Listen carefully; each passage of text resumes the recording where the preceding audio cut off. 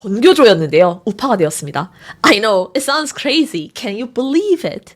일단 제가 어쩌다가 전교조까지 하게 되었는지 말씀드릴게요. 저는 원래 정치에 그렇게 관심이 있는 사람이 아니었어요. 그러다가 2014년에 캐나다의 워킹 홀리데이 비자를 받고 가게 됩니다.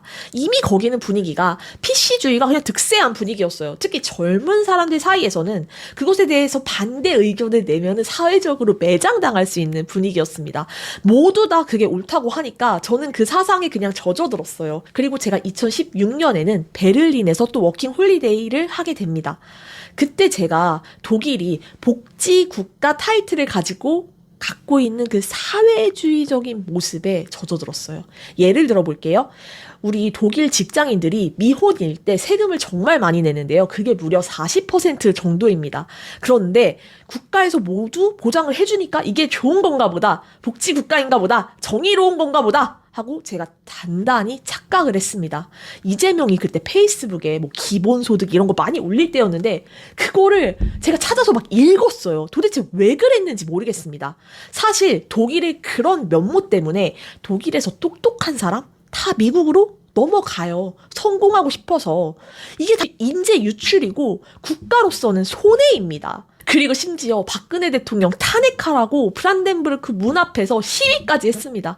제가 지금 생각하면 너무나 무지몽매했던 제 자신에 대해서 진심으로 사과드립니다. 그러다가 2017년에 제가 한국으로 돌아왔어요. 어떤 초등학교에 발령을 받았는데 옆반 선생님이 전교조였어요. 선생님 뭐 독일에서 오셨다면서요 부터 시작해서 얘기를 하니까 제가 넘어가서 전교조에 가입을 하게 됐습니다.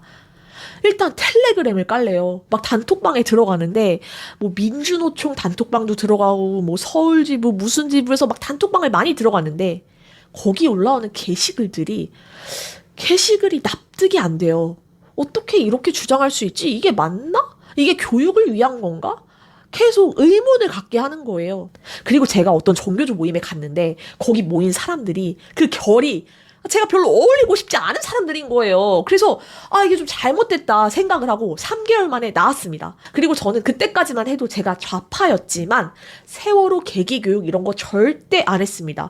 뭐 나비 접자, 뭐 시를 쓰자, 편지를 쓰자, 뭐 만들기에서 붙여놓고 복도에 전시하고 막 별의별 선생님들이 다 있습니다.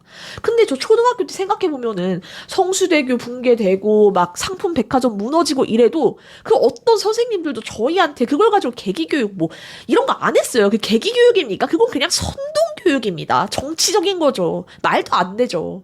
그리고 제가 문재인 정부 때 제대로 정신을 차리게 되었습니다. 이건 사실 제 얘기뿐만이 아니고 제 친구들도 굉장히 비슷해요. 우리가 부동산 정책 내는 거 보고 우리 그때 기함했잖아요. 다들 막 20번 넘게 정책을 내는데 다 이상해. 그리고 내로남불. 아니 자기네들은 그렇게 자기 부동산이 소중한데 중산층 죽이기 정책을 내고 있는 그 뭐 장하성이니 김현민이 박주민이니 이게 말도 안 되더라고요.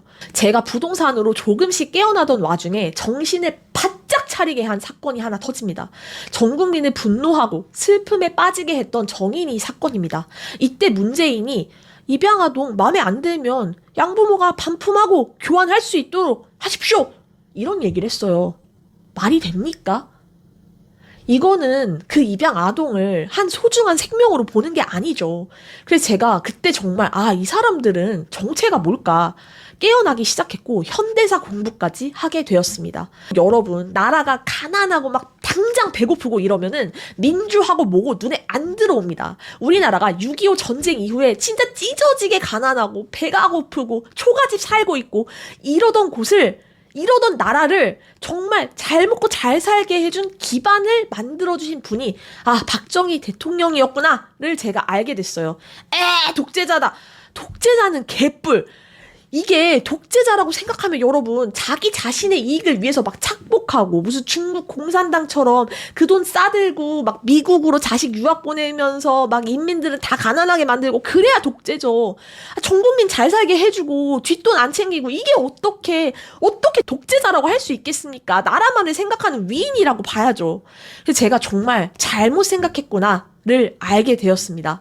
그 이후에 조국 가족의 입시 비리 보면서 분노했습니다. 왜? 저도 제자들이 있으니까요.